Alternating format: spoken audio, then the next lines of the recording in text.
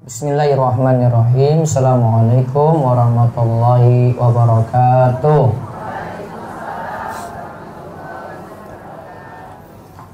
Alhamdulillahi rabbil alamin. Hamdan katsiran thayyiban mubarakan fi kama yuhibbu rabbuna wa yardah. Wa asyhadu an la ilaha illallah wahdahu la syarikalah. Wa asyhadu anna Muhammadan abduhu wa rasuluh. Allahumma sholli ala nabiyyina Muhammad wa ala alihi wa man tabi'ahum bi ihsanin ila yaumiddin. Allahumma inna nas'aluka ilman nafi'a wa rizqan thayyiba wa amalan mutaqabbala. Puji syukur kita panjatkan pada Allah. Salawat serta salam mugi-mugi tercurah pada junjungan kita Nabi besar Nabi Agung Nabi Muhammad Sallallahu Alaihi Wasallam.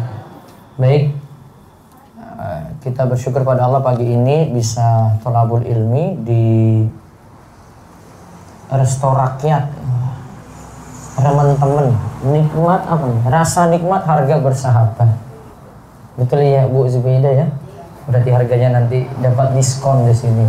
Alhamdulillah. Sambil nanti yang belum dapat minum nanti nyusul. Kita pagi ini akan membahas buku yang terkait dengan bulan Syawal, fikih bulan Syawal nih. Yang belum dapat nanti ada di meja panitia di belakang. Bisa untuk materi pagi ini jenengan harus punya selama kurang lebih nanti 1 jam ke depan. Kita akan kaji buku ini. Nah, buku ini terdiri dari 3 bahasan pokok. Pertama tentang qada puasa.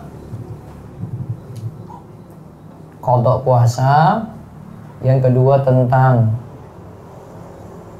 pertama tentang puasa Syawal dulu, puasa Syawal. Lalu tentang qada puasa, baru terakhir tentang fidyah. Tapi di bahasan awal itu membahas motivasi beramal ba'da Ramadan.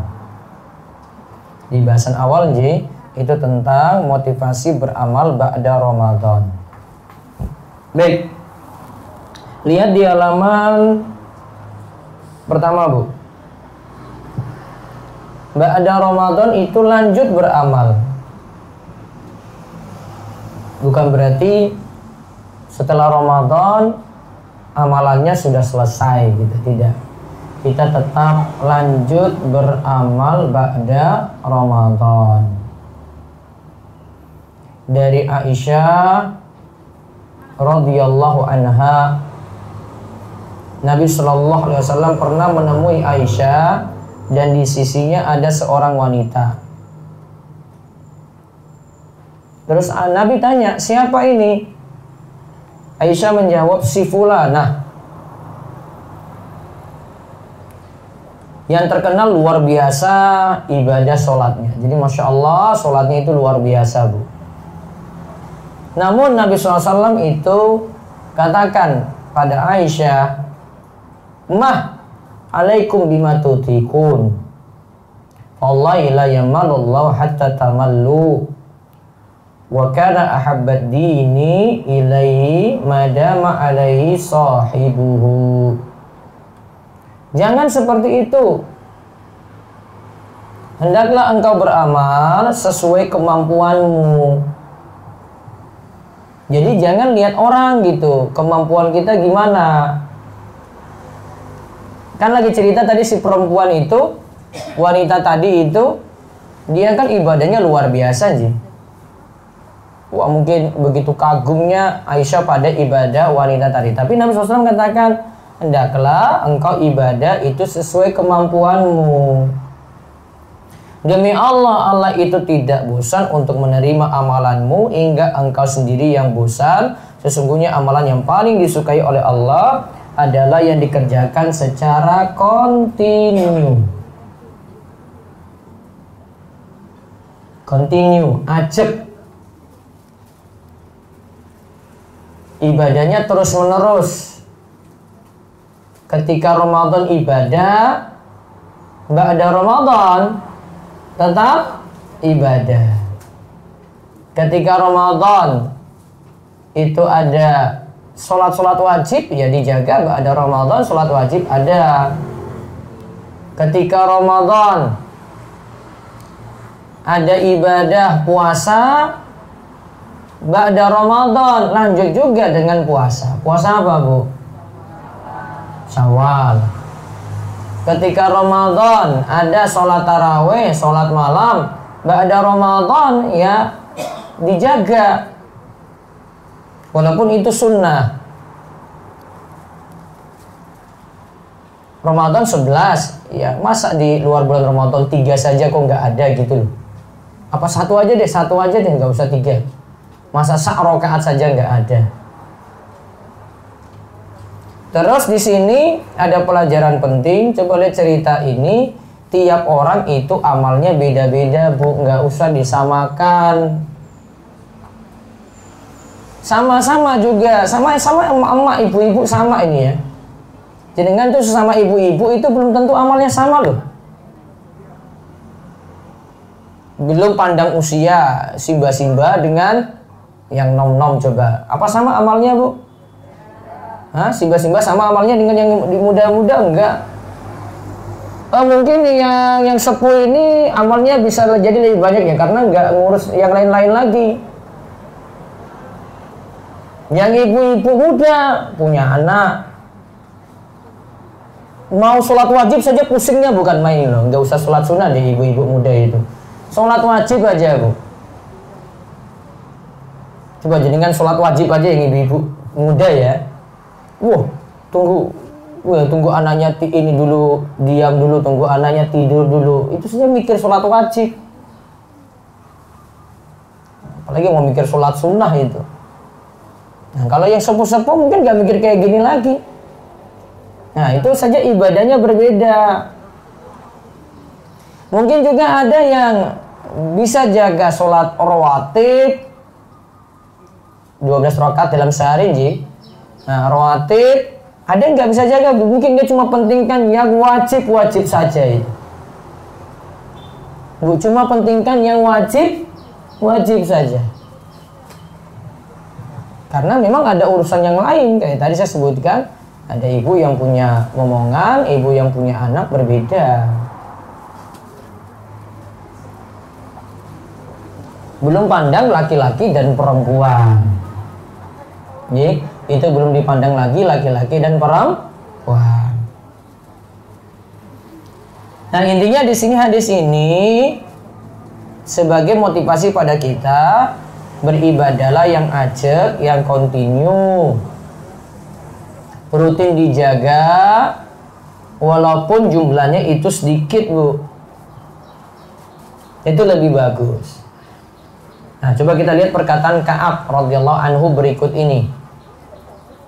Langsung coba lihat artinya.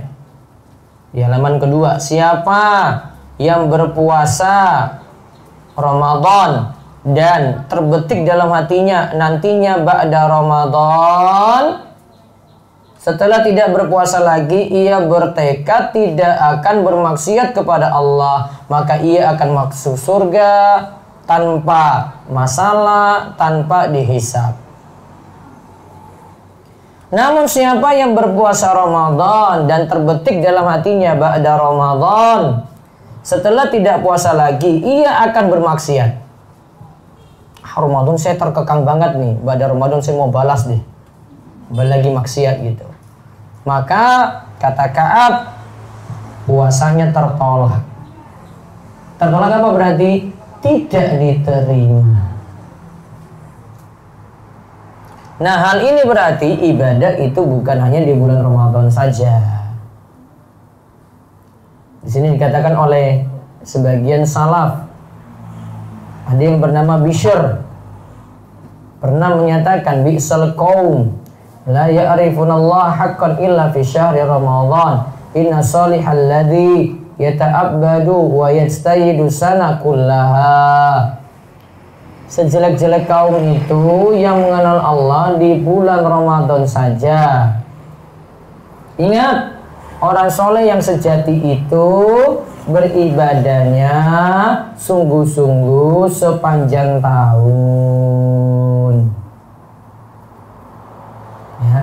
Jadi ibadah bukan satu waktu saja. Ramadan itu cuma motivasi kita beramal banyak, diberi kesempatan itu beramal banyak. Ibadah Ramadan jangan sampai hilang. Dan Allah juga katakan, beribadahlah sampai mati. Lihat ayat Al-Hijr ayat 99. Surat Al-Hijr ayat terakhir. Wa'bud rabbaka hatta ya'tiyakal yakin. Dan sembahlah Rabbmu sampai datang kepadamu al-yakin. Al-yakin itu apa? Kematian. Al-yakin itu bukan sampai yakin, Bu, diterjemahkan, bukan. Al-yakin itu kematian. Karena kalau jadikan itu terjemahkan itu al-yakin itu keyakinan, berarti kalau sudah yakin pada Allah sudah nggak sholat lagi, Bu. Ya, sudah yakin pada Allah nggak sholat lagi. Hati-hati, ini keyakinannya orang sesat ini, Bu. Dan ini jadi keyakinannya kaum sufi. Sebagian sufi itu sudah nggak kenal ibadah lagi, Bu. Karena sudah dianggap kalau sudah sampai tingkatan yakin, sudah seperti kayak lulus sekolah gitu. Dan tingkatan dalam kaum sufi itu ada tingkatan syariat dan ma'rifat. Syariat itu masih kenal sholat, Bu. Kalau sudah ma'rifat, sudah tingkatan luar biasa. Wes lulus. Sudah lulus sholatnya. Berarti nggak sholat lagi, Bu. Ibu mau pilih tingkatan apa, Bu? Syariat atau ma'rifat? Apa, Bu? Syariat atau ma'rifat? Ikuti tuntunan Nabi. Ini nggak ada istilah-istilah jangan sampai tingkatan ini wis rampung ibadahnya. Nabi saya sudah level Nabi saja itu masih sholat kakinya pecah-pecah loh itu. Masa yang sampai tingkatan ma'rifat kalahkan Kanjeng Nabi Muhammad, itu gimana lagi itu? Dan ini ada di sebagian di negeri kita ya, seperti itu keyakinannya ya. Bahkan keyakinan satu kampung itu ada, Bu. Ada keyakinan satu kampung kayak gitu, semua nggak sholat. Ya, karena nganggapnya tadi, kita ini sudah ma'rifat.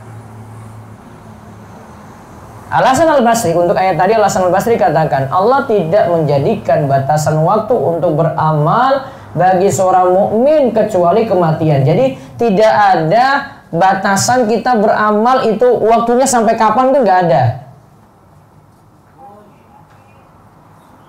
Beramal itu beramal terus.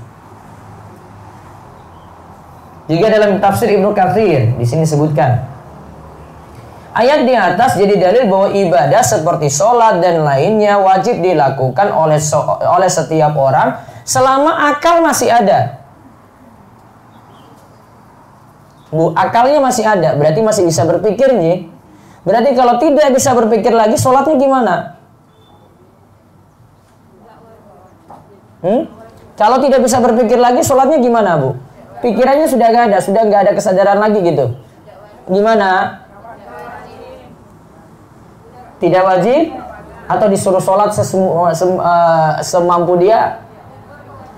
Gugur kewajiban. Bu, sudah nggak ada pikiran lagi, Bu. Ditanya, wes sholat apa urung? Di sholat ki apa tau? Itu saya jawaban kayak gitu, Bu. Mau suruh sholat dia nggak bisa konsen lagi tuh, Bu. Nggak tahu sholat itu gimana gitu. Ya berarti sudah hilang kesadaran, Bu. Maka sudah gugur kewajiban. Oh, Ustaz, saya mau ngajak dia sholat semampunya. Gimana mau ngajak sholat? Ya sudah nggak bisa berpikir. Sudah hilang gitu. Ini kata Imam Ibnu Katsir di sini. Selama akal masih ada. Maka kalau di dalam kitab-kitab fikih itu disebut, ya kalau bahas puasa itu ya, untuk dikatakan itu la qadha'an wa la fidyatan. Orang yang majnun, apa majnun, Bu? Hah? Gila. Orang majnun itu berasal dari kata jannah. Jannah itu sesuatu yang tersembunyi akalnya. Maka jin itu sesuatu tersembunyi, Bu. Jin itu dari sisi nama saja sudah tersembunyi gitu, Bu. Nggak usah dibahas dalil, dari sisi nama saja sudah tersembunyi gitu. Kalau jenengan kok bisa lihat jin, berarti jenengan itu luar biasa. Luar biasa apanya, Bu? Ya keluar dari kebiasaan orang. Nah, majnun gila ya. Gila itu qadha tidak kena, puasa tidak kena, fidyah nggak kena. Itu nggak kena apa-apa itu. Sudah gugur kewajiban, Bu. Sudah gugur kewajiban. Karena sudah nggak ada kesadaran lagi. Nah, namun kalau orangnya itu masih ada akal, apapun keadaannya ia tetap sholat. Dalam hadis dikeluarkan oleh Imam Bukhari dari Imran bin Husain, Rasulullah Shallallahu Alaihi Wasallam bersabda, "Sholli qa'iman, fa ilam tastati fa qa'idan, fa ilam tastati fa ala jambin." Sholatlah dalam keadaan berdiri, jika tidak mampu, nah itu diganti, bukan sholatkan, sholatlah. Sholatlah dalam keadaan duduk. Jika tidak mampu, sholatlah dengan tidur menyamping. Itu bukan sholatkan ya, sholatlah.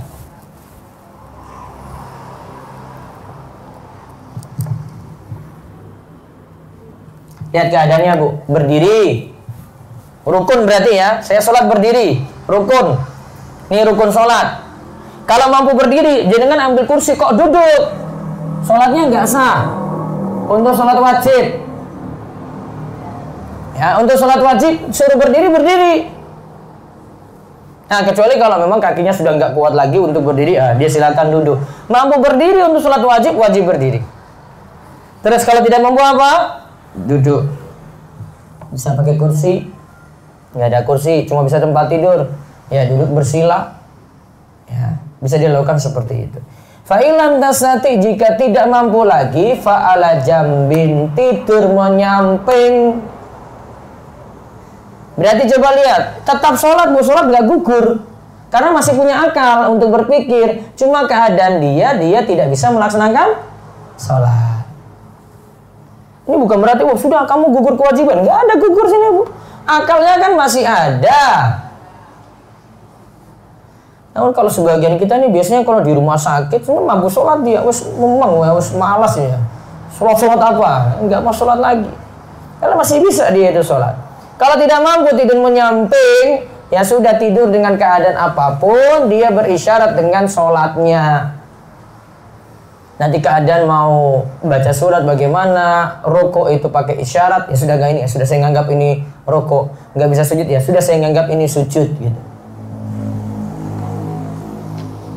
Nah, itu di pembahasan pertama. Ya, tarik tehnya dulu, Bu. Enak ini, Masya Allah.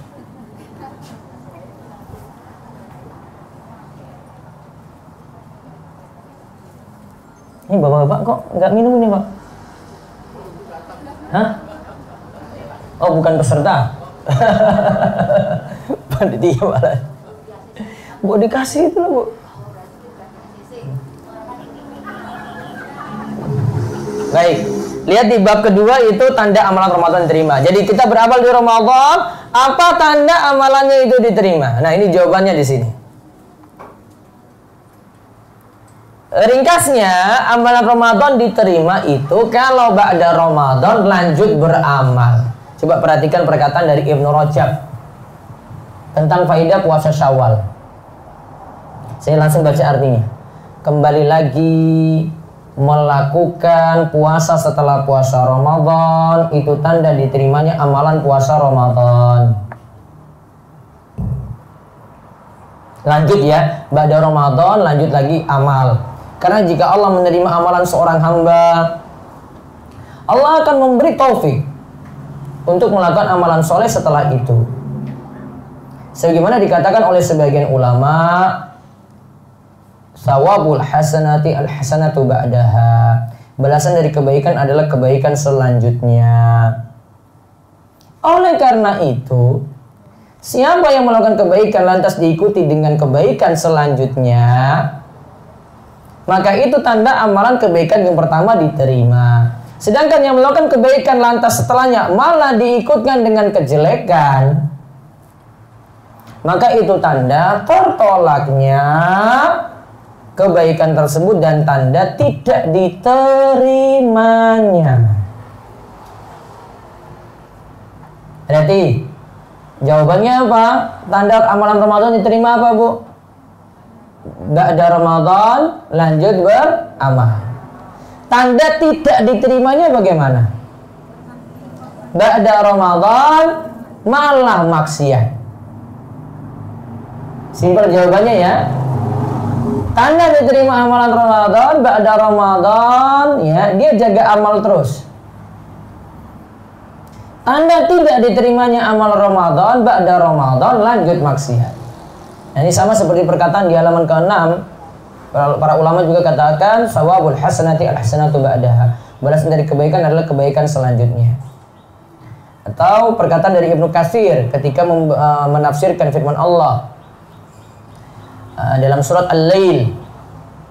Ya, dalam surat Al-Lail, min sawabil hasanati al-hasanatu ba'daha wa min jazai sayyiati as-sayyiatu ba'daha. Di antara balasan kebaikan ya, adalah kebaikan selanjutnya, dan di antara balasan kejelekan adalah kejelekan selanjutnya. Jadi yang jelek itu biasanya dilanjut jelek, Bu. Namun kalau yang baik itu harusnya dilanjutkan dengan baik. Maka lihat sini tanda amalan Ramadan diterima adalah menjadi lebih baik selepas Ramadan, atau minimal menjaga kebaikan yang telah ada. Contoh, puasa Syawal dia lakukan.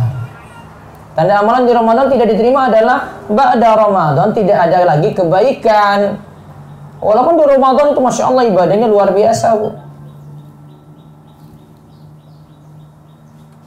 Tanda amalan Ramadan tidak diterima adalah setelah Ramadan tidak ada lagi kebaikan, bahkan sampai meninggalkan kewajiban. Mungkin tidak kenal lagi sholat 5 waktu. Biasanya itu kalau di sebagian masyarakat itu masjidnya jadi sepi. Ya, masjidnya jadi sepi, Bu. Sholat zuhur kadang nggak ada yang azan, sholat asar sudah sibuk negal, nggak ada yang azan lagi. Mungkin ada maghrib, isya saja. Nah, coba lihat lagi perkataan Ibnu Rajab. Qala ba'dus salaf, sebagian ulama salaf itu berkata, kanu yad'unallaha sittata asyhurin ayyuballighahum syahr Ramadan, summa yad'unallaha sittata asyhurin ayataqabbalahu minhum. Sebagian salaf berkata, dahulu mereka berdoa kepada Allah selama 6 bulan agar mereka bisa berjumpa lagi dengan bulan Ramadan. Berarti minta panjang umur. Kemudian mereka berdoa lagi kepada Allah selama 6 bulan berikutnya agar Allah menerima amalan mereka. Doa yang pertama supaya panjang umur, doa yang kedua supaya amal Ramadan diterima. Bu, ini bukan ulama itu suuzon pada Allah, bukan. Karena kok gak yakin sih amalannya terima, bu yakin aja gitu. Bukan. Ini tanda merendah. Jadi nggak sombong dengan amal, pasti itu diterima, itu nggak usah khawatir. Enggak, mereka merendah dalam hal ini. Jadi bukan unggul-unggulkan amalannya, justru karena merasa kurang itu motivasi mereka beramal lagi gitu. Coba kalau keadaannya, sudah amal Ramadan saya sudah banyak, wah saya sudah hatam beberapa kali di bulan Ramadan. Wah sholat tarawih saya itu, wah Ustaz nggak pernah absen, rutin terus. Kalau mau dibilang 5 waktu, rawatib, wah saya jaga terus. Nah, kalau kalimatnya seperti ini, itu nggak motivasi beramal lagi, Bu. Itu seakan-akan sudah cukup. Sudahlah, saya sudah amal, sudah banyak itu. Makanya pada Ramadan ya sudah lulus Bu. Karena apa? Ramadan sudah cukup. Beda dengan ini kan, berdoa nih, ya Allah, mugi-mugi amalanku diterima ya Allah. Ini masih motivasi. Saya harus beramal lagi gitu. Nah, ini bab yang kedua. Sekarang 5 faedah puasa Syawal. Ini tak ringkas saja. Puasa Syawal yang pertama menggenapkan ganjaran puasa setahun penuh. Seperti tadi di ini ya. Kok seperti tadi belum saya bahas nih. Kajian tadi pagi, maaf. Tadi pagi kajian dengan bapak-bapak. Dalilnya dulu coba kita lihat. Ini belajar dalil ini Bu. Ini dalil pokoknya ini. Man shoma Ramadhana summa atba'ahu sittan min Syawalin kana kasiyamid dahri. Barang siapa berpuasa Ramadan kemudian kalimat kemudian itu gimana Bu? Setelah. Berarti setelah sebelumnya itu selesai dulu atau barengan? Setelah selesai dulu.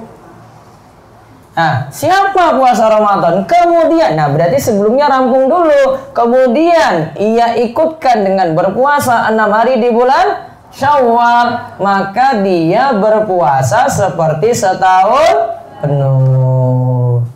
Berarti pertama lihat Bu, puasa Ramadannya dilengkapi dulu. Ya, puasa Ramadan dilengkapi dulu Bu.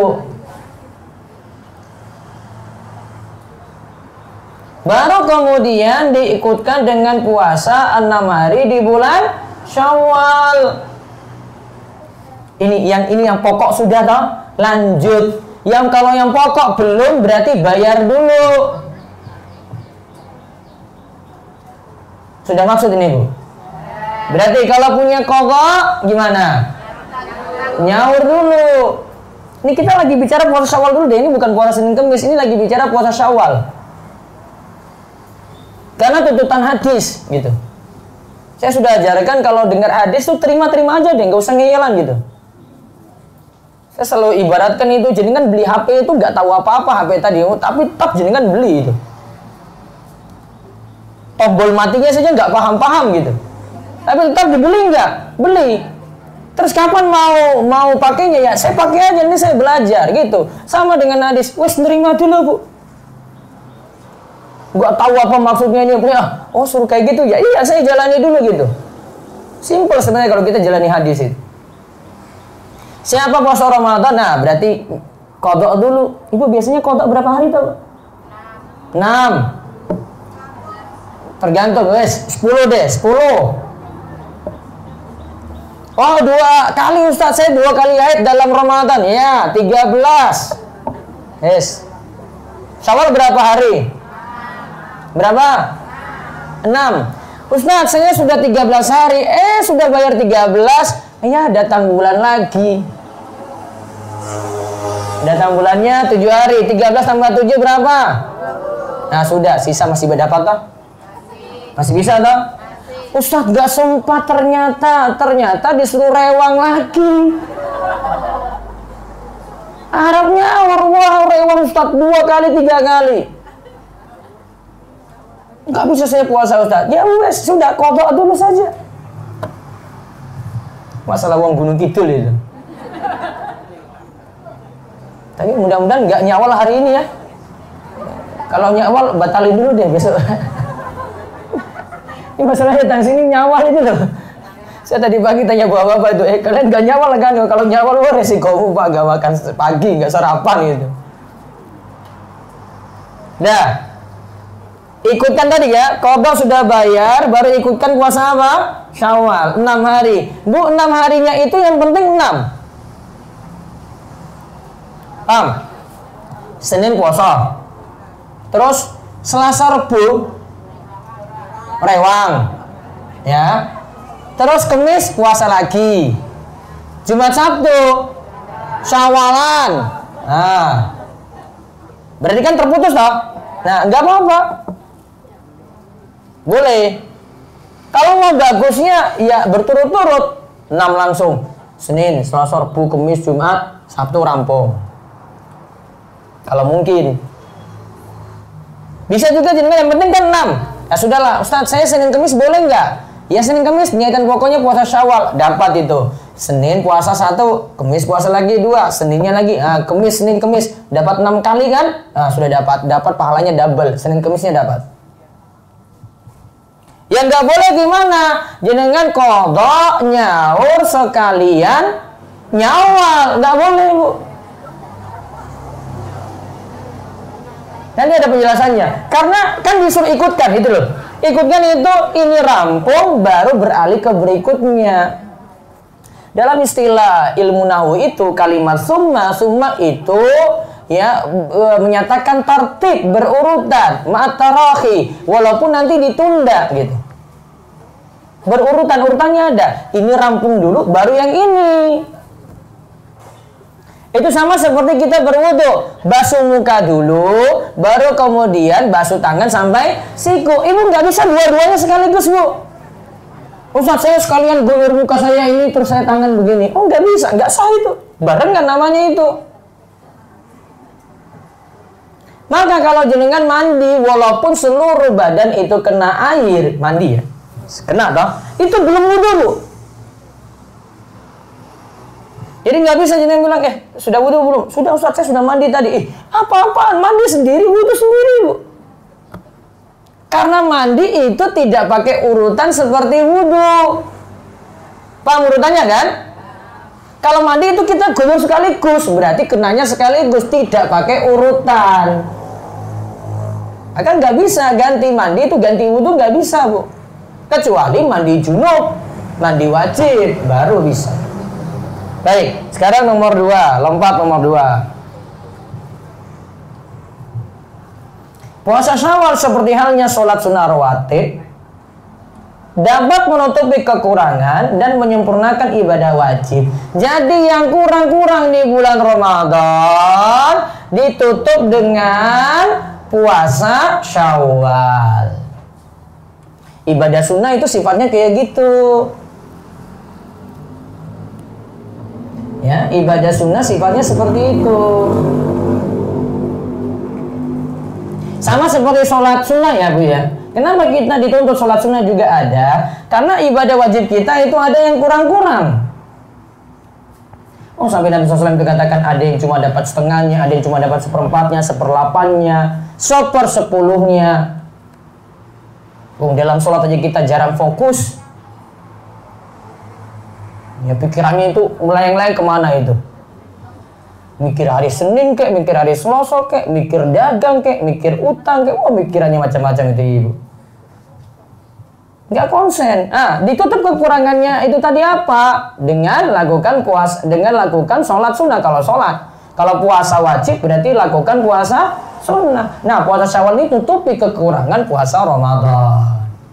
Yang ketiga, melakukan puasa Syawal merupakan tanda diterimanya amalan puasa Ramadan. Tadi sudah Ji, tanda diterimanya amalan puasa Ramadan kita lakukan puasa sunnah. Terus yang keempat, melaksanakan puasa Syawal adalah sebagai bentuk syukur kita kepada Allah. Bu, syukur itu tanpa henti. Makanya Nabi SAW itu orang yang sudah bersyukur tapi bersyukur terus. Nabi itu sudah dijamin surga, sudah dijamin dosa-dosanya diampuni yang dulu dan yang dahulu dan akan datang. Makanya Aisyah itu pernah bilang pada Nabi SAW gini, lihat di halaman 10 ada perkataan Aisyah situ. Kenapa engkau melakukan seperti ini wahai Rasulullah? Itu sholat malam seperti itu giat sekali. Padahal Allah telah mengampuni dosa-dosamu yang lalu, yang dulu-dulu dan akan datang. Beliau lantas mengatakan, afala akunu abdan syakura. Tidakkah pantas aku menjadi hamba yang benar-benar bersyukur? Syakura itu dalam istilah bahasa Arab artinya benar-benar bersyukur. Jadi bukan sekadar bersyukur saja, Bu. Syakur itu benar-benar bersyukur maknanya. Ya, kenapa saya nggak bisa jadi hamba yang bersyukur lagi gitu? Nah, coba lihat ada bait syair, saya lompat langsung ke bait syair di halaman 11. Idza kana syukri nikmatallahi nikmatan alayya lahu fi misliha yajibu syukru fa kaifa bulughu syukri illa bi fadlihi wa in talatil ayyamu wattasalal umuru. Jika syukurku atas nikmat Allah adalah suatu nikmat,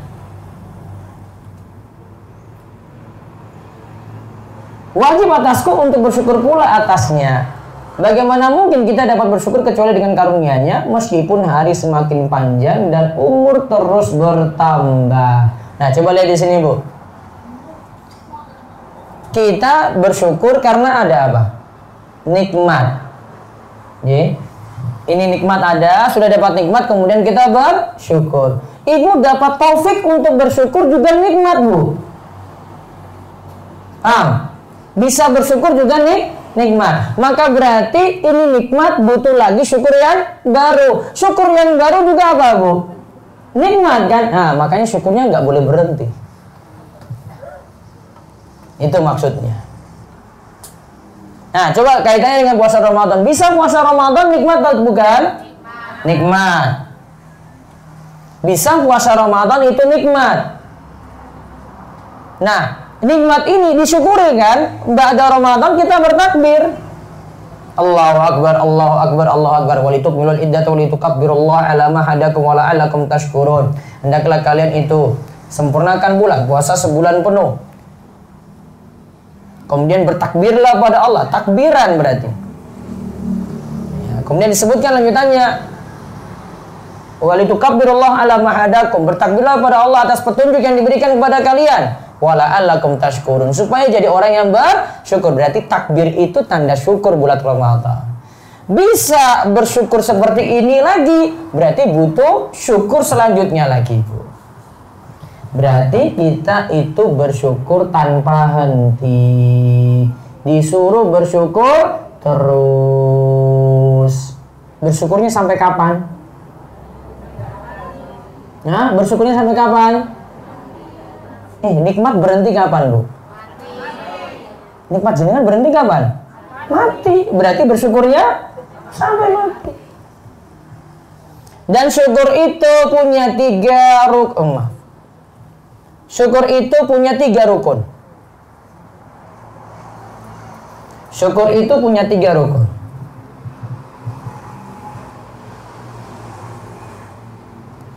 Pertama, bersyukur dengan hati. Berarti mengakui nikmat dalam hati.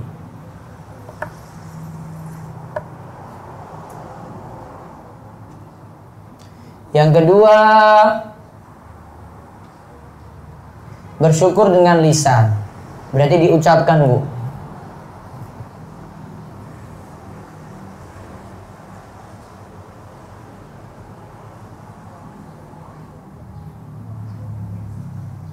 Ya, paham Ji? Yang lisan yang kedua apa? Dengan lisan. Nah, itu seperti pada ayat wa amma bi ni'mati rabbika hadis. Adapun untuk nikmat-nikmatmu, ya, atas nikmat dari Rabbmu fahadis. Ucapkan nikmat tersebut. Bisa beritahu pada orang lain nikmat tadi. Yang penting bukan untuk sombong saja. Juga catatannya, jangan sampaikan juga nikmat tadi pada orang yang hasad. Kalau ada tetangga gak senang, gak usah beritahu. Itu nanti bencinya nambah dia. Dia nambah sakit hati juga sebenarnya, Bu. Sakit hati sama jenengan berarti. Seperti Nabi SAW pernah sebut, ada kita mimpinya mimpi bagus. Sampaikan pada orang-orang yang senang saja, Bu. Nabi SAW sebut. Jangan sampai sampaikan pada orang yang gak senang. Dia dengar mimpi saja dia sudah nggak senang loh, Bu, apalagi nyata gitu.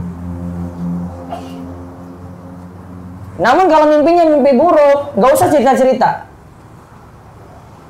Paham, Bu? Kalau mimpinya mimpi buruk, nggak usah cerita, simpan aja. Ya, kalau mimpinya kok seram-seram banget tuh, diam-diam aja, Bu. Namun kalau mimpinya masih bagus-bagus, beritahu pada yang lain nggak apa-apa, tapi jangan beritahu pada orang yang nggak suka. Yang mau saja, yang senang dengar berita itu. Sebentar, tadi rukun pertama apa tadi? Dengan hati. Ya, dengan hati ini wujudnya sandarkan nikmat tadi pada Allah. Nggak boleh kita sandarkan nikmat tadi itu hasil kerja keras saya, itu karena saya pintar. Ya memang saya itu dari sononya kayak gitu kok. Nggak sombong ya, maaf ya, saya nggak sombong ya. Pakai kalimat nggak sombong dulu, Bu. Ya umum dia berarti. Pakai kalimat nggak sombong dulu, maaf ya, nggak ada. Bu, tidak sandarkan nikmat pada Allah saja. Biasanya kalimatnya itu dia akan unggulkan dirinya dulu. Oh, kenapa usahamu lancar gini. Oh, saya memang dari sononya saya itu sudah pintar dari dulu, Bu. Memang saya kalau disuruh dagang ya memang dari sononya saya itu. Simbah saya dulu itu semua pintar dagang. Nggak ada sama sekali kalimat Allah di situ loh, Bu. Harusnya gimana kalimatnya? Alhamdulillah, Bu. Disyukuri gitu. Selesai kan? Namun kalau pertanyaannya beda, itu gimana sih caranya? Nah, itu beda lagi, baru jelaskan. Gitu, kalau dapat nikmat kayak gitu, sandarkan dulu pada Allah itu. Sudah, ini Allah, alhamdulillah. Sekaligus dia sandarkan nikmat itu pada Allah. Jangan jadi seperti Qarun. Paham Qarun, Bu? Tiang pundi nih, Bu? Sugih lah. Sugihnya luar biasa, Bu. Sombongnya luar biasa Qarun itu. Itu perbendaharaan hartanya itu satu kunci itu mesti dipikul oleh 10 orang itu. Satu kunci, Bu. Kuncinya bukan pintunya ya. Satu kunci dipikul oleh banyak orang tuh untuk buka itu kas perbendaharaan dia. Itu sultan kayak bagaimana lagi dia, Bu. Luar biasa itu. Itu baru perbendaharaan, sombongnya luar biasa. Dia kalau punya harta dia katakan itu ini memang saya pintarnya dari Solo sudah pintar gitu. Sudah pintar dari dulu itu si Qarun. Dia bilang dia pintar. Ya memang dia pintar. Tapi harusnya nikmat itu sandarkan pada Allah. Makanya kalau kita dapat nikmat hujan itu turun, kita ucapkan mutirna bifadlillahi warahmatihi. Hujan ini turun kepada kita karena karunia Allah dan rahmatnya. Terus rukun yang ketiga untuk syukur. Syukur itu dengan memanfaatkan nikmat. Menggunakan anggota badan kita. Memanfaatkan nikmat menggunakan anggota badan kita.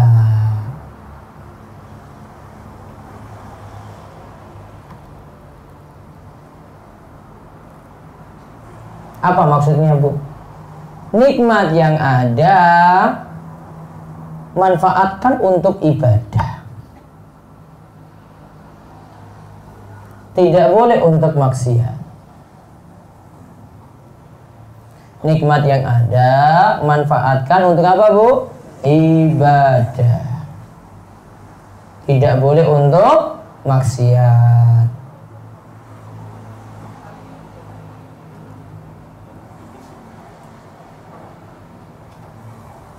Jadi nikmat sehat. Kita diparingi sehat nih. Nah, apa yang dimanfaatkan dari nikmat sehat ini? Ya, saya gunakan sehat saya ini untuk ibadah. Sebelum nikmat sehat itu dicabut atau sebelum nikmat sehat itu hilang sementara gitu.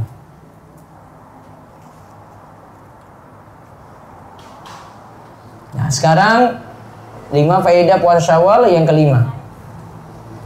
Melaksanakan puasa Syawal menandakan bahwa ibadahnya itu kontinu dan bukan musiman saja. Berarti jangan jadikan ibadah musiman.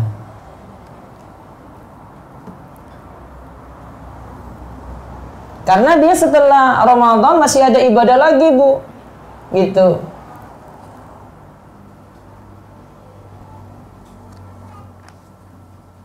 Baik. Sekarang cara puasa Syawal. Kita lompat langsung Halaman 17 itu dalil-dalilnya seperti tadi dan penjelasan ulama Syafi'i. Lalu sekarang lihat di halaman 20. Itu ringkasannya.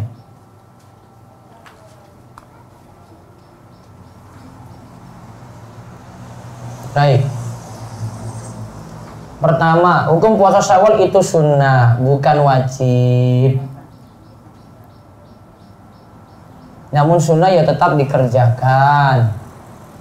Jangan sampai rugi. 2. Lebih utama melakukan puasa Syawal langsung setelah Idul Fitri. 1 Syawal berarti 2 Syawal mulainya.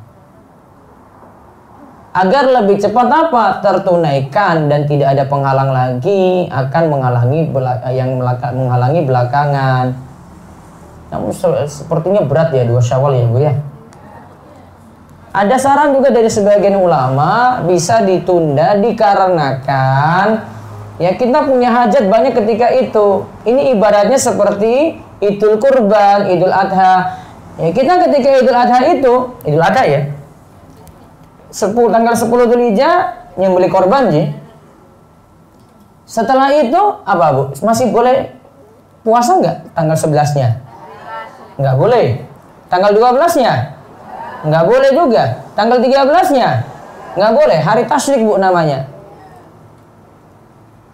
Hari tasyrik itu secara pengertian tasyrik, pengertiannya adalah tasyrik itu mengeringkan daging. Berarti dagingnya masih ada. Dulu itu nggak punya freezer, nggak punya kulkas Bu. Jadi daging dikeringkan untuk mengawetkan daging tadi. Nah, ketika hari tasyrik tidak boleh puasa. Nah, sebagian ulama itu menyarankan baiknya setelah 1 Syawal, kalau memang ada kepentingan, makanan masih banyak, masih ada acara, kalau tengah-tengah kita Syawalan, masih kumpul-kumpul, masih banyak sedulur-sedulur yang datang, masih sibuk silaturahim, maka dengan alasan ini boleh menunda puasa Syawal. Terus yang ketiga, lebih utama melakukan puasa Syawal berturut-turut. Tadi ya, Senin, Selasa, Rabu, Kamis, Jumat, Sabtu, rampung. Yang keempat, puasa Syawal boleh juga dilakukan terpisah. Senin, Kamis, Senin, Kamis, Senin, Kamis. Dan boleh tidak di awal Syawal. Ya mungkin akhir-akhir ini nggak apa-apa. Yang kelima, puasa Ramadan diikutkan dengan puasa Nawari di bulan Syawal sama dengan puasa setahun penuh. Tadi sudah ya. Terus yang keenam, boleh melaksanakan puasa Syawal di akhirnya, yaitu di akhir Syawal. Yang penting masih di bulan Syawal. Ini akhir-akhir nih Bu. Tanggal berapa Syawal? 25. Terus yang ke-7, masih boleh mengganti puasa Syawal di bulan Dzulqa'dah bagi yang punya uzur. Namun pahala melakukan di bulan Syawal tentu lebih besar daripada melakukan di bulan Dzulqa'dah. Yang kedelapan, terkhusus yang luput dari puasa Ramadan dan ia melakukan puasa Syawal, maka ia tidak mendapatkan pahala puasa setahun seperti yang disebut dalam hadis. Kalau dia tetap puasa Syawal dulu baru qadha puasa, dia dapat pahala puasa sunnah saja. Tidak dapat pahala puasa setahun penuh. Sudah? Baik. Puasa Syawal selesai. Ada pertanyaan? Wonten pertanyaan? Ibu? Nah, Bu Zubaida mana? Ada mic tadi? Nah, ini kok ya. Dinyalakan sekalian. Tentang puasa Syawal dulu.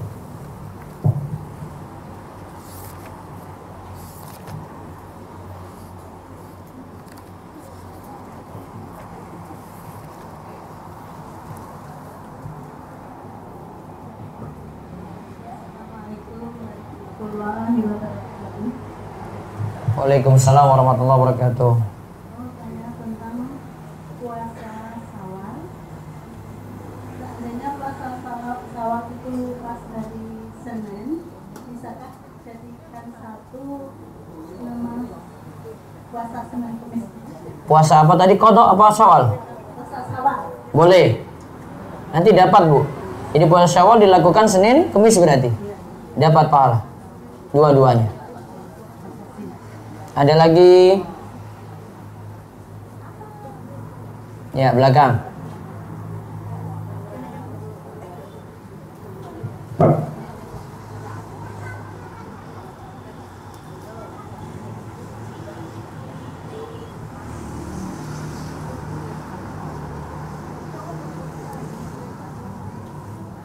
Warahmatullahi wabarakatuh. Waalaikumsalam warahmatullahi wabarakatuh.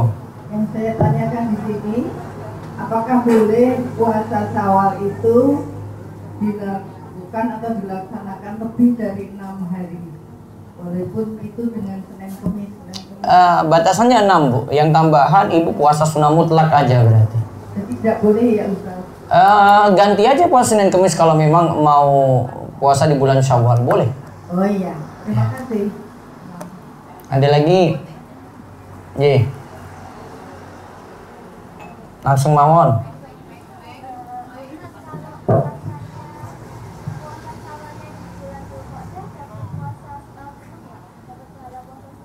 Dia dapat puasa, kalau punya uzur dapat pahala puasa setahun penuh. Kalau punya uzur. Yang nggak boleh nggak punya uzur tapi puasanya Syawalnya di Zulqa'dah, itu nggak boleh. Ada lagi? Ye. Waalaikumsalam warahmatullahi wabarakatuh. Ye. Kalau pasien yang memakai katet, wajib sholat? Terima kasih. Memakai apa tadi, Bu? Katet, keadaannya sudah sakit. Terus Saluran itu wajib. kencingnya gimana, Bu? Sholatnya semampu dia. Sah. Wudhu bisa? Wudhu. Kayak Bu. Bisa wudhu nggak? Dia bare nggak bisa. Nggak bisa. Diwudukan bisa. Kalau diwudukan bisa, ada yang bantu, wudhu berarti. Diwudukan. Kalau nggak bisa, baru tayamum. Kritisnya itu Pak. Dianggap seperti orang yang keluar najis terus-menerus. Tetap sholat. Seperti wanita istihadah kan najis keluar terus-menerus, Bu. Tapi tetap sholat. Dia cuma wudhu di awal sholat, terus sholat tuh, Bu. Terima kasih Ustaz. Ya, satu lagi ya.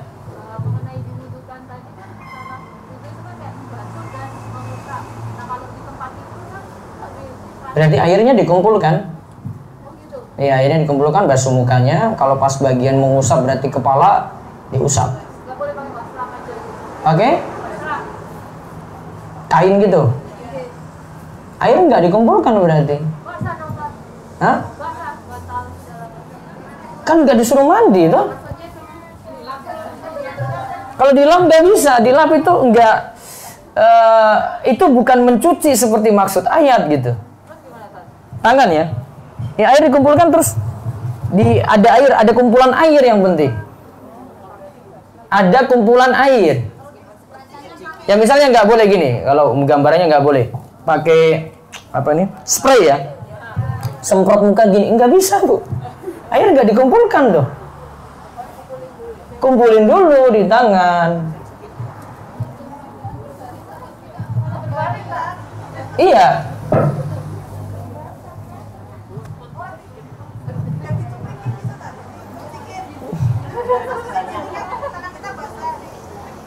Enggak ada, wudhu tuh enggak ada diperciki Bu, enggak ada itu. Basuh.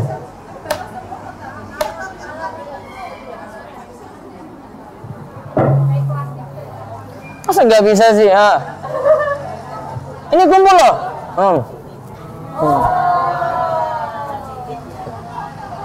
Sedikit aja itu. Ya, sudah. Saya tidak percaya mereka itu. Aduh. Iya dah. Kalau jenengan pakai kain bah, ini kain ya, gini nggak bisa, Bu, itu bukan membasuh.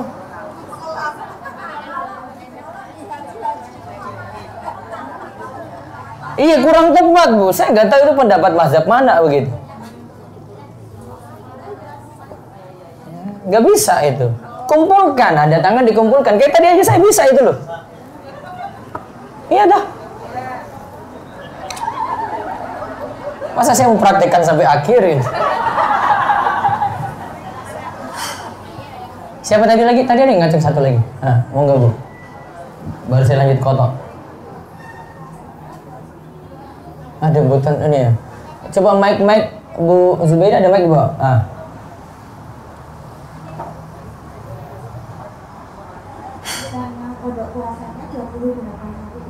Nah, kodok habis ini berarti. Kodonya berapa hari? Ya wes kodok aja. Karena nifas. Nifasnya ketika Ramadan ini?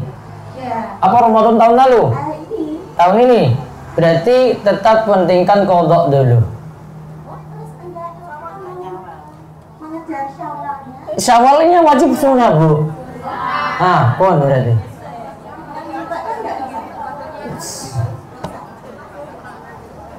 Gak masalah dah, Bu.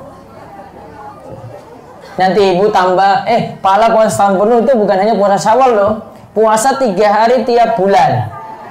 3 hari tiap bulan itu 3 kali 10, 30. Dikerjakan 11 bulan. Selain Ramadan kan? 11 bulan. Setahun tuh dapat. Bisa ya? Baik. Mudah-mudahan dicatat karena keinginannya puasa Syawal kesampaian juga. Dapat pahala niat puasa Syawal. Sekarang yang mendapatkan keringanan tidak puasa. Di halaman 21, Bu.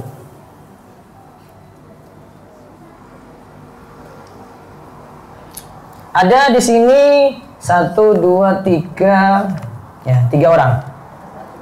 Saya baca yang di depannya aja. Orang yang sudah sepuh, ketika tidak mampu berpuasa maka ia tidak berpuasa. Setiap hari tidak puasa, hendaklah ia memberi makan seukuran 1 mud. Apa? 1 mud. 1 mud. Beri makan ukuran 1 mud. Ini, Bu. Berapa ons ini? Berapa kilo? 7 ons. 6 sampai 7. Fatwa MUI juga sama, sekitar 6 atau sampai 7. 7 ons ya. Setiap hari tidak puasa. Tidak dikali 3 kali makan, Bu. Ini nggak ada 3 kali, Bu. 1 hari 1 mud. Bukan jenengan hitung 1 hari saya makan sekian nanti dikalikan, enggak. 1 hari 1 mud. Berarti kalau sepuh ini tidak puasa 30 hari, 30 kali 1 mud berarti 30 mud. 30 kali 7 ons berapa? 21 kilo. Paham ya? Terus adapun wanita hamil dan menyusui, jika mereka berdua khawatir pada dirinya, pada diri ibu, si ibu, maka boleh tidak puasa dan mereka berdua punya kewajiban qadha. Kewajibannya apa, Bu? Qadha jika khawatir pada diri sendiri. Jika mereka khawatir pada anak, berarti pada janinnya atau pada bayinya, maka keduanya boleh tidak puasa. Namun kewajibannya qadha plus fidyah. Kafarat di sini tulis kafarat ini maksud sama dengan fidyah, yaitu 1 hari tidak puasa memberi 1 mud makanan. Itu jika khawatir pada siapa? Anak. Terus ukuran mud adalah 4/3 ritel takaran Irak, sedangkan orang yang sakit dan musafir, yaitu yang melakukan perjalanan jauh, berapa kilo? 85 kilo. Coba dari sini sampai di Rongkop berapa kilo?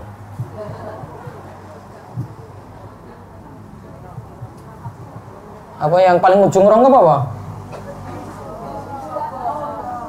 Oh, Giri Subo lebih timur ya?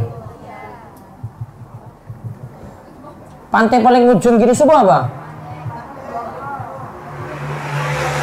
Sadeng.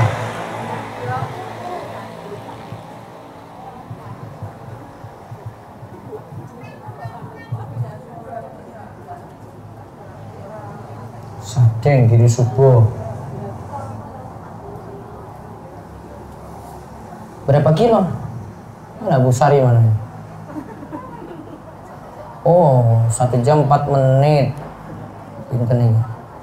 45 kilo, belum berarti. Dari sini belum ya. Berarti terus masih ke sana lagi. 85 kilo hitungannya dari batas kampung. Keluar dari batas kampung dulu.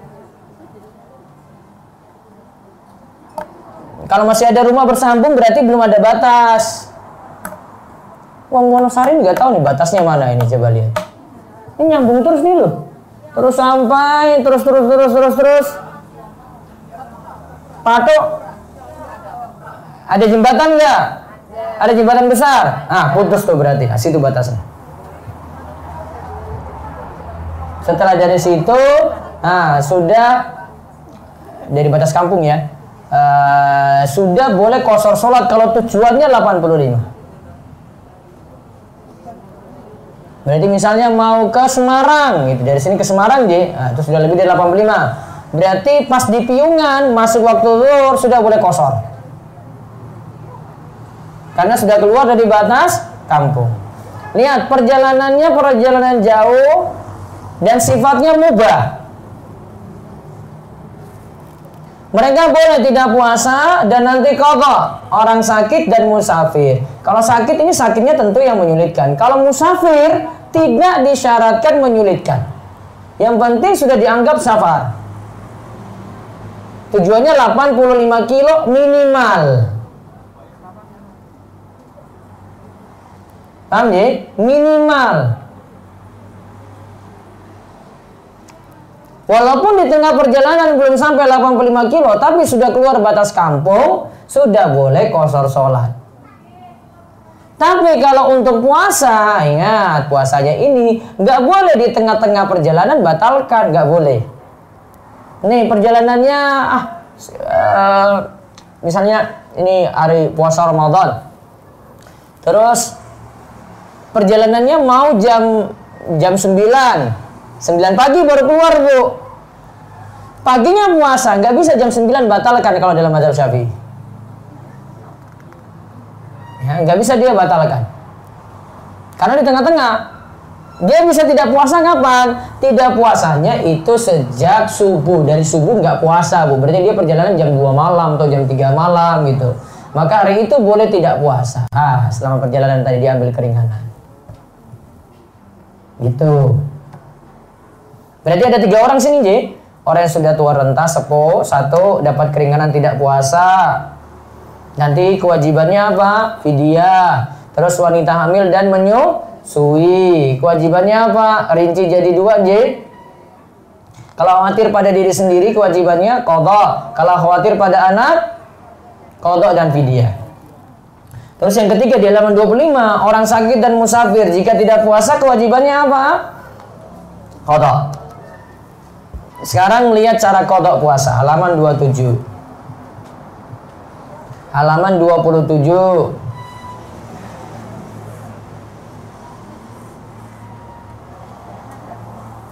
Allah berfirman, "Wa man kana maridan aw ala safarin fa iddatun min ayyamin ukhar." Siapa yang sakit atau melakukan perjalanan jauh lantas tidak puasa, maka wajiblah baginya berpuasa sebanyak hari yang ditinggalkannya itu pada hari-hari yang lain. Coba lihat itu untuk sakit dan musafir, Ji. Dia disuruh bayar qadha di hari yang lain. Coba lihat aturan qadha 1. Jika ada yang luput dari berpuasa selama sebulan penuh, ia harus mengqadha sebulan penuh. Termasuk ini ya, yang punya utang yang dulu-dulu nggak bayar-bayar. Itu seringnya ibu-ibu itu. Pas nikah baru dia tobat itu. SMP nggak bayar, SMA nggak bayar. Terus setelah SMA dia kerja gitu nggak bayar juga. Pas sudah nikah tobat. Ya berarti utang puasanya tadi gimana Bu? Bayar atau tidak? Bayar nggak? Atau kosong-kosong? Bayar nggak? Bayar. Ya. Terus yang kedua, boleh puasa pada musim panas diqadha pada musim dingin atau sebaliknya. Nah ini di Indonesia nggak ada ini. Musim panas itu kan siangnya panjang. Siangnya bisa 20 jam, 19 jam gitu. Kalau kita di Indonesia cuma puasa 14 jam. Ini puasanya 19-20 jam. Ada yang waktu malam itu cuma 3 jam ada Bu. Jadi pas buka langsung maghrib, isya, taraweh, sudah subuh. Bisa itu. Tergantung daerahnya. Selama masih terbit matahari tetap puasa. Nah, bisa jadi dia sakit di musim panas, dia qadha di musim dingin. Musim dingin itu siangnya pendek. Siangnya mungkin bisa jadi 12 jam, 10 jam bisa. Dia cuma puasa 10 jam. Padahal puasa di musim panas 20 jam. Boleh, dia qadha seperti itu. Terus yang ketiga, qadha puasa Ramadan boleh ditunda. Tadi misalnya ada yang nifas 28 hari, ya, bisa ditunda lagi qadha puasanya. Yang keempat, jumhur ulama menyatakan bahwa menunaikan qadha puasa ini dibatasi tidak sampai Ramadan berikut. Paham Bu? Ini Ramadan kemarin Ji, Syawal, Zulqa'dah, Dzulhijjah, Muharram sampai nanti bulan Sya'ban. Nah itu terakhir. Aisyah sendiri baru sempat mengqadha puasanya di bulan Sya'ban karena sibuk mengurus Nabi kita Muhammad sallallahu alaihi wasallam.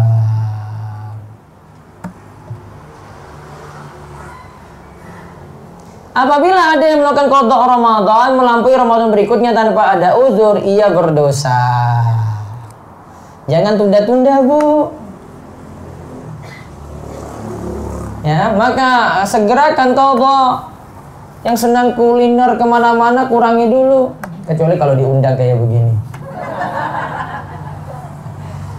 Asyik. Dia berdosa ya. Kenapa berdosa Bu? Kenapa berdosa? Tunda-tunda. Waktunya sudah habis kok. Kewajibannya nanti ada 2. Coba lihat di nomor 6.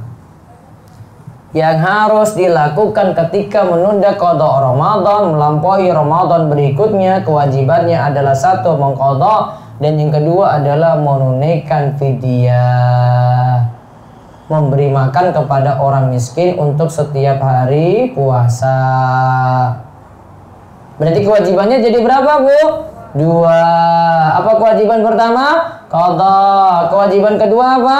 Bayar fidyah. Tadi misalnya ya, dari SMP belum bayar, SMA belum bayar. Setelah lulus SMA belum bayar juga. Total berapa tahun itu ya? SMP 3, 6, 10 tahun lah, 10 tahun ya. Satu kali Ramadan gak puasa 7 hari. 7 kali 10 70, dibayar tuh 70. 1. Terus yang kedua bayar apa lagi? Fidyah 70 mud. Hah? 49 apa Bu? 70 kali 7 ons 49 kilo. Paham nih? 2 kewajiban Ji. 1 kewajiban itu karena qadha, qadhanya tetap ada. 1 kewajiban lagi karena apa? Bayar fidyah. Terus yang ketujuh, yang menunda qadha puasa sampai melampaui Ramadan berikut bisa membayarkan fidyah terlebih dahulu kemudian bayar qadha. yang menunda qada puasa sampai melampaui Ramadan berikut bisa bayar fidyah dulu. Kan tadi kewajibannya 2 toh. Bisa bayar fidyah dulu baru nanti dia qada pelan-pelan. Cara qadanya sebenarnya 70 hari tadi mudah, Bu. Caranya gimana? Banyak loh 70 tadi. Caranya gimana? Senin Kemisan aja. Tapi Senin Kemisan tadi niatan pokoknya apa? Qada. Kodoknya di hari Senin, kodoknya di hari Kemis, kodoknya Senin lagi, Kemis lagi, terus berapa bulan selesai? 1 bulan 8 tuh Senin Kemis. 70 bagi 8, nggak sampai 10 bulan tuh. Iya kan? Nggak sampai 10 bulan sudah lunas. Terus beberapa catatan tentang qada puasa. Pertama, qada Ramadan sebaiknya dilakukan dengan segera tanpa ditunda-tunda. Terus yang kedua, qada puasa tidak boleh dibatalkan kecuali jika ada uzur yang dibolehkan sebagaimana halnya puasa Ramadan. Jadi kalau sekarang misalnya ibu nyaur nih, hari ini nyaur, baiknya tidak dibatalkan walaupun lagi ditraktir makan. Apa? Ya kalau puasa sunnah. Puasa wajib ya beda, Bu. Ketika kalau puasa Senin, puasa Kemis ya toh. Ditraktir siang-siang makan bakso super enak lagi di Wonosari. Nah, boleh batalkan kalau puasa wajib. Baiknya tidak dibatalkan kecuali ada uzur syar'i. Yang ketiga, tidak wajib membayar qada puasa secara berturut-turut. Boleh saja secara terpisah. Terus yang keempat di halaman 30, qada puasa tetap wajib berniat di malam hari. Bu, niatnya malam hari, Bu. Nggak bisa pagi-pagi, saya mau puasa sunnah saja deh. Nggak bisa jam 7 baru mulai niatnya, Bu. Saya belum sarapan nih, saya mau bayar utang puasa sekarang. Nggak bisa. Harus niatnya gimana? Malam hari sebelum subuh. Terus yang kelima, halaman 32. Ketika ada yang melakukan qada puasa lalu berhubungan intim di siang hari. Qada kan berarti tidak di bulan Ramadan, loh. Berhubungan intim di siang hari, maka tidak ada kewajiban kafarat. Yang ada hanyalah qada disertai tobat. Kafaratnya nggak ada, Bu, karena kafarat itu kafarat yang mengesahkan untuk orang muda kalau tidak mampu berpuasa 2 bulan berturut-turut, kalau tidak mampu memberi makan kepada 60 orang miskin. Nah, ini hanya berlaku jika melakukan hubungan intimnya di bulan Ramadan. Gitu ya? Baik. Berarti kalau puasa qada harus minta izin suami atau tidak?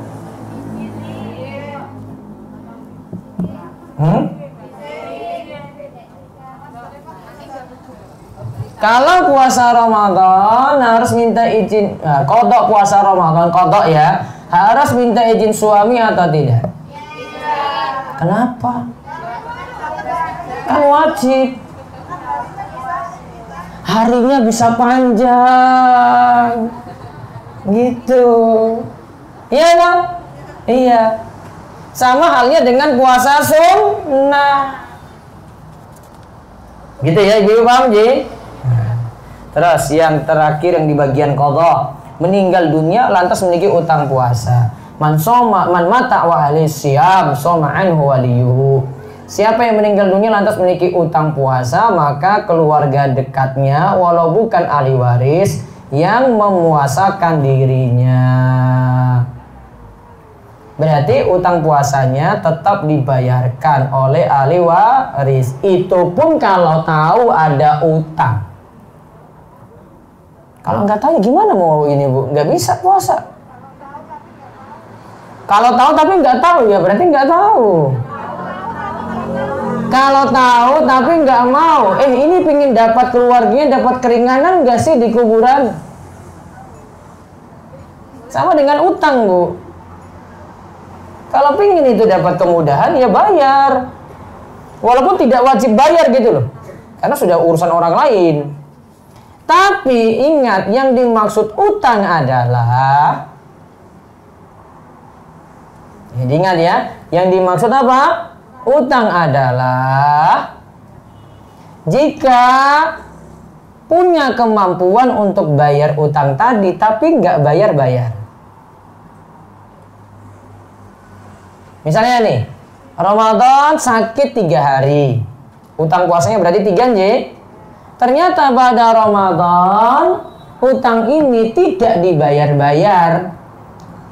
Qadarullah di bulan Zulhijjah meninggal dunia, utang 3 hari, Bu. Anaknya tahu, maka anaknya bisa bayar utang puasa tadi.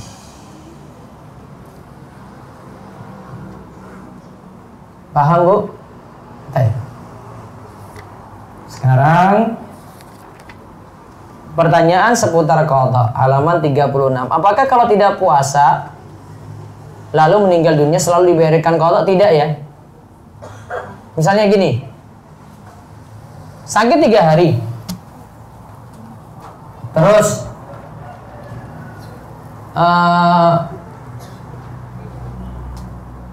pada Ramadan 1 Syawal ikut lebaran, 2 Syawal mau puasa, qadarullah meninggal dunia, Bu. Dia nggak punya kesempatan untuk bayar, maka dianggap belum dapat waktu puasa, sehingga tidak ada qadha, tidak ada fidyah.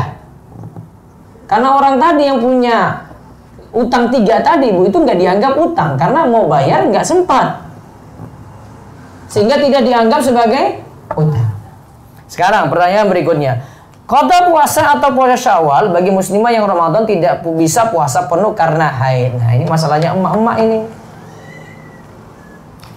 Lihat rinciannya. 1. Jika ada yang tidak berpuasa di bulan Ramadan tanpa ada uzur, kok tiba-tiba batalkan puasa padahal tidak ada sebab sakit misalnya, maka haram baginya untuk puasa Syawal. Dia harus qadha puasa. Hendaknya ia tidak sibukkan dengan puasa yang lain. Berarti wajib bayar qadha tadi karena dia tidak puasa. Yang kedua, jika ada yang tidak berpuasa di bulan Ramadan karena ada uzur. Uzurnya apa? Haid. Uzurnya apa lagi? Sakit dan semacamnya. Dan tetap dia ingin puasa Syawal, maka ia mendapatkan pokok pahala puasa, tetapi tidak mendapatkan pahala puasa setahun penuh. Tetap dihitung puasa, Bu. Puasanya tetap sah, tapi tidak dapat pahala puasa setahun penuh. Solusinya gimana? Solusinya gimana? Bayar dulu, baru kemudian sabar. Jika wanita yang mengalami haid di bulan Ramadan, ini khusus nih sebabnya, haid di bulan Ramadan, tetap melakukan puasa Syawal dahulu sebelum qadha puasa, ia hanya mendapatkan pokok pahala puasa tetapi tidak mendapatkan pahala puasa setahun penuh. Yes, paham?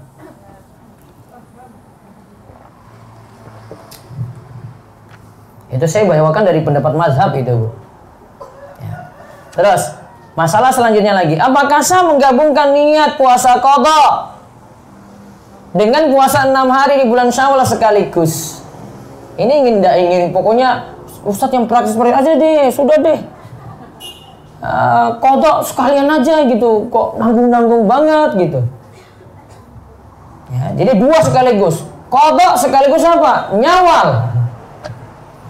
Dalam hal ini dibedakan antara sahnya ibadah dan konsekuensi pahala. Pertama, dari sisi sahnya ibadah, siapa yang berpuasa dengan 2 niatan seperti tadi, maka puasanya sah. Ia mendapatkan pahala pokok puasa. Wes dihitung puasa, Bu. Sekarang yang kedua, dari sisi pahala, ia tidak mendapatkan pahala puasa Syawal. Apa pahalanya? Puasa setahun penuh. Paham, Bu? Berarti apa solusinya? Qadha dulu, baru nyawal. Wes rampung. Ada tentang qadha puasa, ada yang nanya? Mudah-mudahan gak ada. Ada? Apa?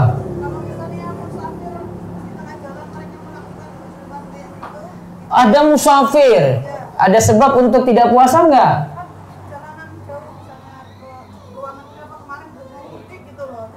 Nah, mudik, terus dia milih tidak puasa. Dari awal tidak puasa, terus ketika perjalanan hubungan intim. Nah, ya di mana gitu ya. Terus lakukan itu. Terus yang ditanyakan? Puasa enggak?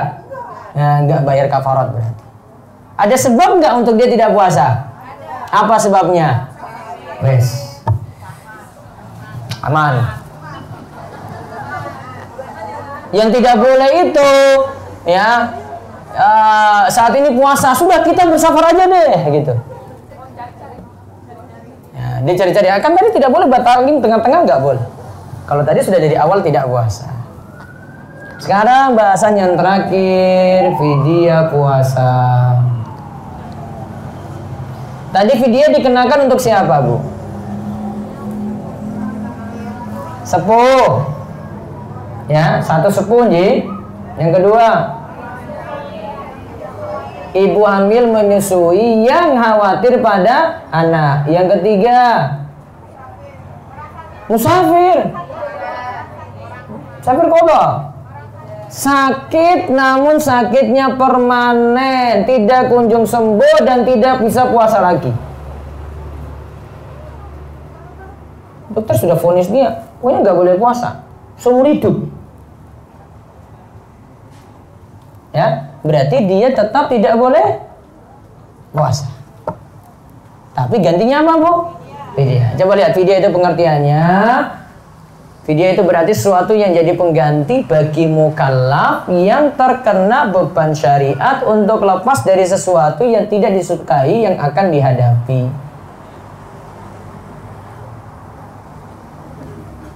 Nah, lihat ini sejarahnya halaman 42 sampai 43 itu, ini sejarahnya sampai 44 ya. Pernah saya jelaskan waktu kita bahas tafsir ayat puasa aja.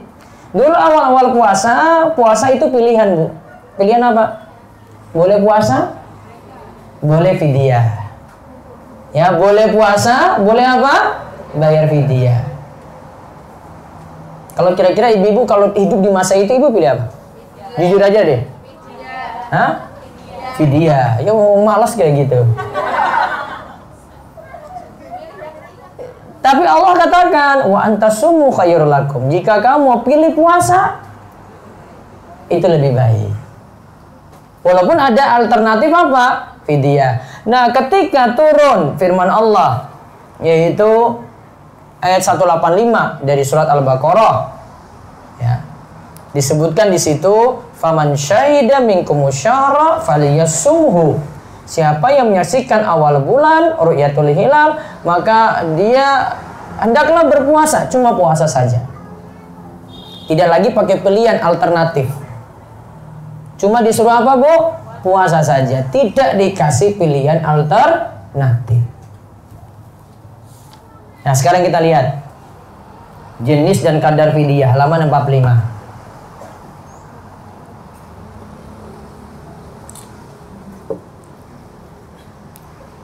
Ulama Malikiyah dan Syafi'iyah berpendapat bahwa kadar fidyah itu 1 mud. Setiap hari tidak puasa. Tadi ya saya sudah beri catatan, tidak perlu dikalikan 3 kali makan. 1 hari 1 mud. Walaupun ada pendapat lainnya, kalau Lajnah Daimah itu memilih setengah sok. Setengah sok itu berarti 2 mud. 1 sok 4 mud. Nah, ya 1 sok 4 mud. Kalau setengah sok berarti 2 mud. 2 kali 1 mud tadi. Nah, sekarang, dan saya ada ringkasannya di belakang. Sekarang fidyah tidak boleh diganti uang. Fidyah tidak boleh diganti uang. Disuruh makanan berarti kasih ke orang miskin dalam bentuk makanan. Sekarang cara pembayaran fidyah halaman 47. Bentuk pertama adalah memasak atau membuat makanan. Dia pesan nasi 1 bungkus, lengkap lauk pauknya. Ya, lengkap apa? Lauk pauknya.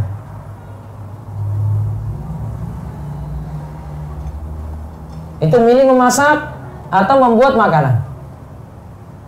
Jadi dia siapkan sendiri, dia siapkan itu, kemudian apa? Dia mengundang orang miskin, suruh makan prasmanan di rumah.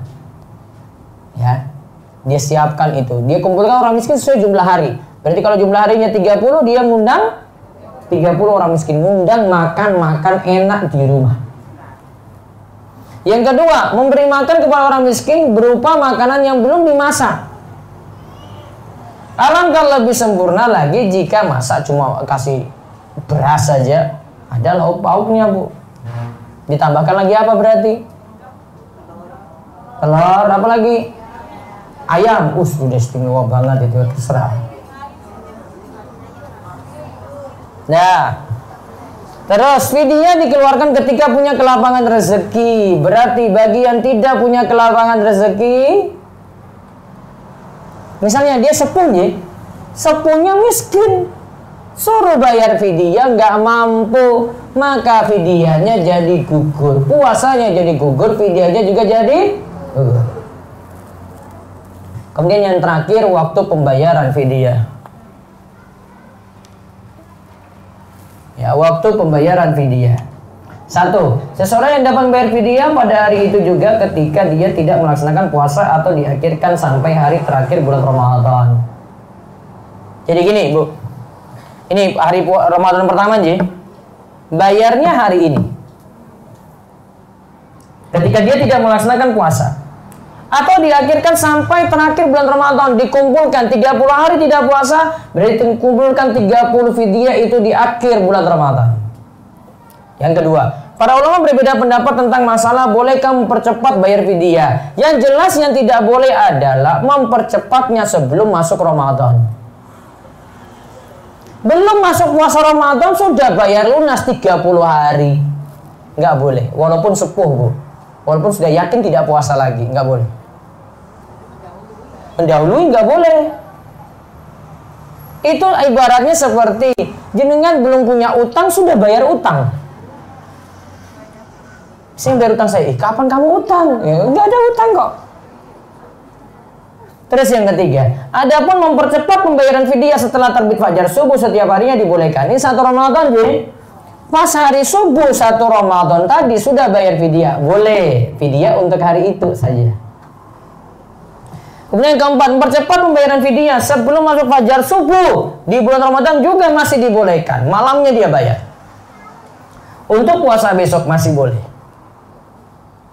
Yang kelima, berarti tidak masalah memajukan fidyah untuk 1 hari saja. Tidak untuk 2 hari atau lebih. Untuk 1 hari saja. Tidak untuk 2 hari atau lebih. Jadi misalnya bayar untuk 15 hari ke depan nggak boleh. Yang keenam, waktu akhir penunaian fidyah tidak dibatasi. Bulan Syawal boleh, sesudah itu boleh, sampai punya kelapangan rezeki. Di halaman 52 itu ringkasannya. Itu tidak puasa yang mengharuskan qadha dan fidyah siapa saja. 2 sekaligus ya. 1 tidak puasa karena khawatir pada orang lain.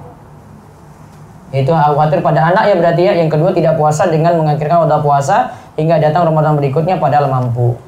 Yang kedua tidak puasa yang mengharuskan qadha tetapi tidak fidyah, dan ini banyak terjadi seperti sakit, musafir, orang pingsan ya itu. Tidak puasa yang mengharuskan qadha saja.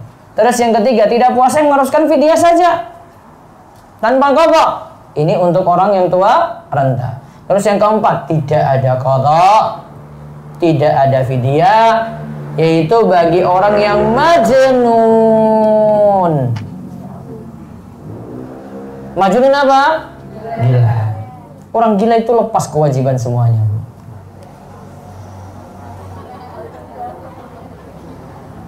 Terus wanita hamil yang menyusui disamakan dengan orang sakit. Ia boleh tidak puasa jika berat. Lalu sebagai pengganti puasanya adalah dirinci jadi 2 ya. Yang pertama, jika wanita hamil menyusui khawatir pada bayi, maka kewajibannya qadha plus fidyah. Jika khawatir pada dirinya sendiri, maka kewajibannya qadha saja. Wallahu a'lam bishawab. Selesai. Cukup? Ada pertanyaan? Ada pertanyaan? Iya.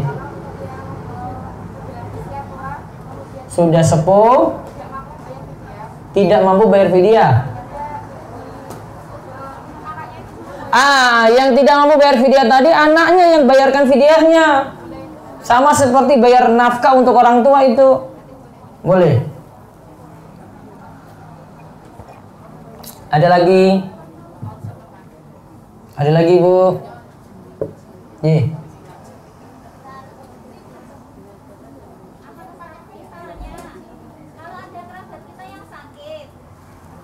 Terus? Ada mic kita.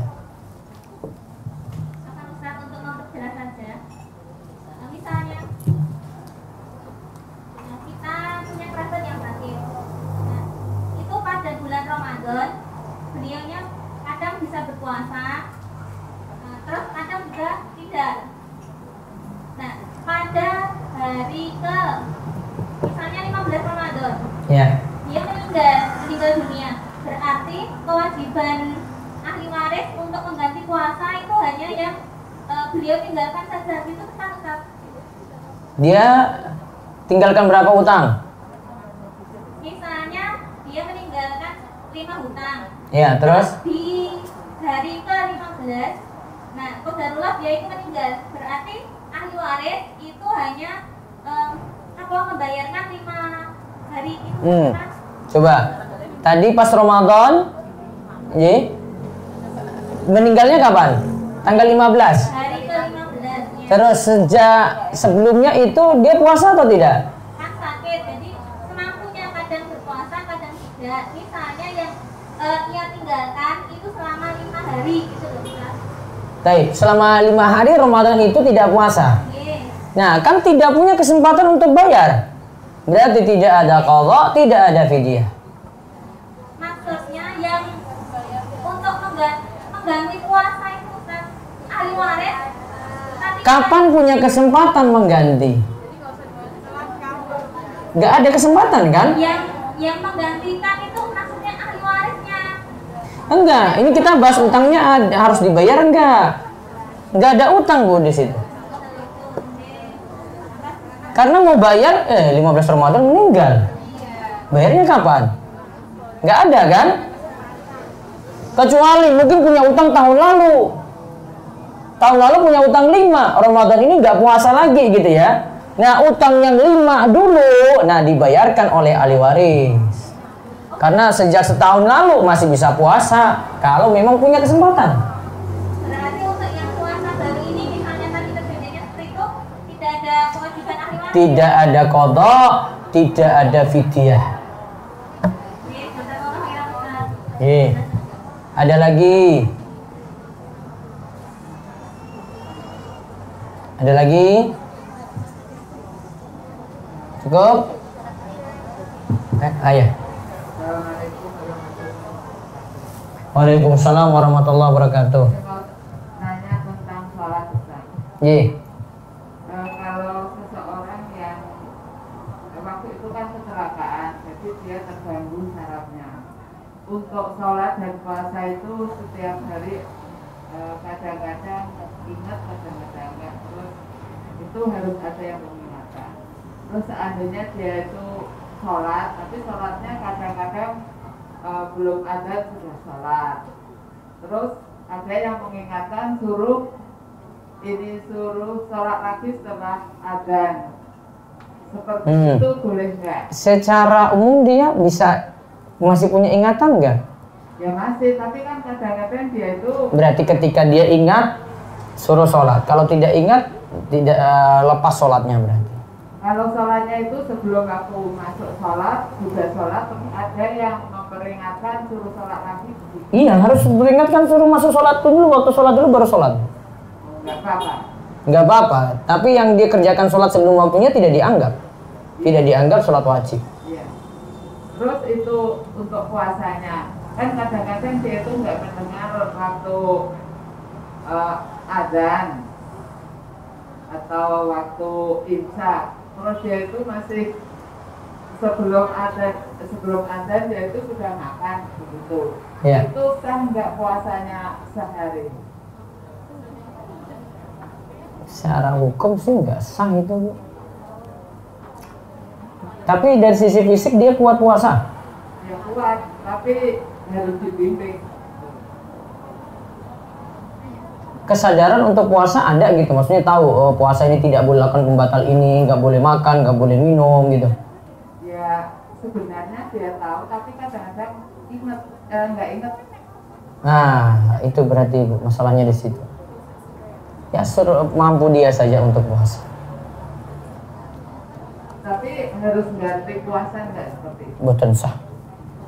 Terima kasih. Assalamualaikum. Ada lagi? Gini, Bu Mauna ya.